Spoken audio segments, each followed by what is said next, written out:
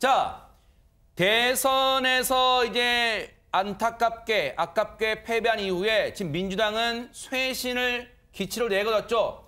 당장 코앞에 6월 지방선거가 지금 제일 목표일 텐데 지금 인물난에 시달리고 있다 이런 기사는 계속해서 나오고 있습니다. 그런데 서울시장 후보로 민주당에서 이 사람이 거론되고 있다면서요. 박성배 변호사님. 바로 송영길 전 대표입니다. 송 전 대표가 지난 10일 대선 패배의 책임을 지고 당 대표직에서 물러나 전국에 사찰을 순회 중입니다. 그러다 어제 SNS에 경남 양산 통도사에서 템플스테이를 하고 있다면서 경남 양산에 있는 문 대통령 사저 사진을 올립니다. 그러면서 저 사진인가 보네요. 네. 그렇습니다. 다시는 지몬미를 외치지 않게 되기를 간절히 바라는 마음이라는 제목과 함께 여기서 지몬미는 지키지 못해 미안합니다의 줄임말입니다.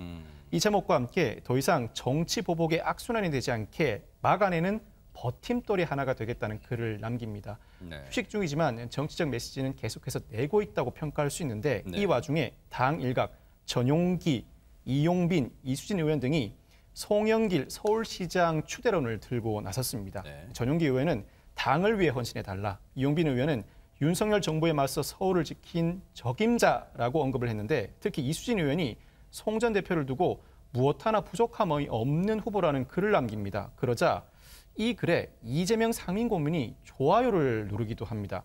현재 이 좋아요는 삭제된 상태지만 이재명 상임고문의 반응에 많은 관심이 쏠리기도 했습니다. 송영길 추대론, 이른바 송영길 추대론에 힘을 싣고 있는 민주당 청년 정치인들이 송영길 전 대표를 직접 찾아가기도 했대요. 지금 그래서 분위기는 현재 마땅한 인물이 없는 가운데, 인물난을 겪고 있는 가운데 송영길 전 대표 쪽으로 일단은 조금 기우는 모양새인데 만사가요. 다 긍정만 있는 건 아니잖아요. 여기에 조금은 불편한 목소리를 내는 사람이 있습니다. 한번 들어보시고 이어가 보도록 하겠습니다. 송영길, 우상호는 어쨌든 대선 패배의 책임을 지고 물러난 사람들 아닙니까? 그럼 책임을 진다는 말이 거짓말이었냐. 이렇게 반론을 하게 될 경우에 당 선거 전체에 영향을 주죠. 그래서 지금까지 역대 큰 선거의 패배를 책임지고 물러난 지도부가 바로 그 다음 선거에 전략 공천받아 출마한 경우는 없습니다. 그런 측면에서 경쟁력 조사를 해서 송 대표밖에 없다 인물이 이런 경우가 아니라면 주변에서 이렇게 에드벌룬을 띄우는 것은 바람직해 보이지 않아요. 장윤미 변호사님, 우상호 의원 얘기는 대선 패배 책임론 그런 걸 지금 언급하는 거예요? 그렇습니다. 그리고 사실 우상호 의원이 어떻게 보면 이게 퇴로를 트여줄 수도 있는데 송영길 대표가 서울시장 후보가 된다고 하더라도 이제 승리를 장담하기는 어려운 게 지금 민주당의 현실입니다. 아하. 대선 때 서울 지역에서 한 5%포인트 차로 국민의힘에 열패를 했고 그렇다면 이 인접해서 치러지는 지방선거에서 승리를 장담하기 상당히 어려운데 송영길이라는 이 개인 정치인 입장에서는 뭐 국회의장을 노릴 수도 있고 차기 대선을 또 준비할 수도 있는데 뭔가 상당히 좀 어려운 지점이 생길 수도 있다. 그리고 송영길 의원 같은 경우에는 인천에서만 5선을 했고 인천시장을 역임해서 서울시장 카드로 좀 어색한 부분도 있다라는 평이 나오고 있습니다. 이른바 인물난을 겪고 있는 민주당 내에서 서울시장에 또 도전 의사를 내비친 인물이 있습니다. 관련 얘기 들어보시고 이어가 보도록 하겠습니다. 서울시장 나가시는 거예요? 안 나가시는 거예요? 하루에도 한 10대번씩 전화를 받고 있는데요. 고민하고 있고요. 진짜 열심히 고민하고 있고 주변 분들한테 많은 이야기를 듣고 있습니다. 그러니까 저는 뭔가 희생이 필요하다 그러면 희생할 각오는 돼 있어요. 송영길 대표가 나간다 그러면 오히려 제가 또 한번 과감하게 좀 붙어주면서 뭔가 세대교체론이라든지 이런 것들을 더 강하게 주장할 수도 있죠. 여러 가지 상황에 따른 판단이 필요한 상황입니다.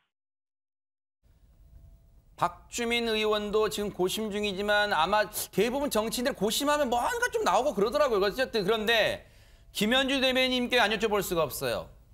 여당 내에서 어떤 경쟁을 통해서 올라오더라도 지금 오세훈 시장의 대항마가 될 수 있을까? 여기에 또 국민의힘 관심 쏠릴 거예요. 그렇습니다. 과연 대항마가 될 수 있을까요? 국민 여러분들의 이제 판단일 텐데요. 사실상 대선에서 0.73% 차이로 국민의힘이 신승을 했습니다. 그렇지만 여기서 간과할 수 없는 것은 역대 가장 큰 득표로 윤석열 후보가 대통령에 당선이 됐다는 사실입니다.